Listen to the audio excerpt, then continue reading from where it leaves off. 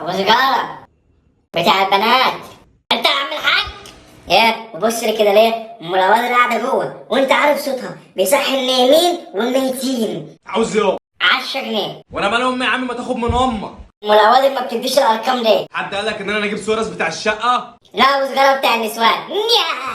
ايه ده في ايه؟ غوري عمر من وش احسن لك. هو ده 10 جنيه. صدقني ما معايا، وسيبنا اخلص شغل ابوس ايدك. خد بوسها. اوعى ايدك دي ايه يا عم مش قلت ابوس ايدك؟ انا صبري لحدود. صبري مين؟ صبري السباك؟ انا مش هرد عليك، ولو ما مشيتش من قدامي دلوقتي انا هتغاب عليك بجد. ايه ده؟ كل دي فلوس؟ كل دي فلوس وبتقول لي معيش؟ ايه ده؟ وسجارة ام كمان؟ ومخبيها كمان وشي فلوس عشان ما اشوفهاش؟ يا ابن اللذينة. بس اهدى. رجع كل حاجه مكانها بسرعه.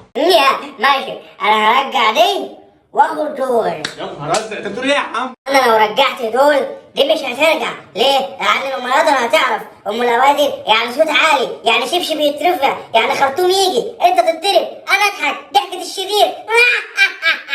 انا عمري ما شفت طفل زيك يا اخي. ولا عمرك هتشوف.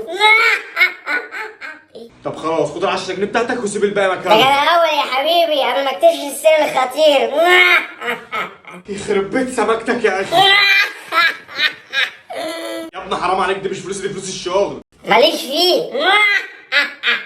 طب هتعمل بيهم ايه؟ هجيب شيكوبون. يا ابني دول 5000 جنيه، هتجيب شيكومون ب 5000 جنيه؟ اه طبعا ده الاسعار غليت. يا ابني ابوس ايدك. لا يا حبيبي مش عايزك تبوسها.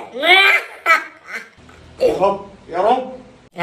اخد دول واسيب دي ولا اسيب دول واخد دوائر دي لهم العوادم؟ ماشي خدهم، حر ونار في جدتك. حسبي الله ونعم الوكيل فيك.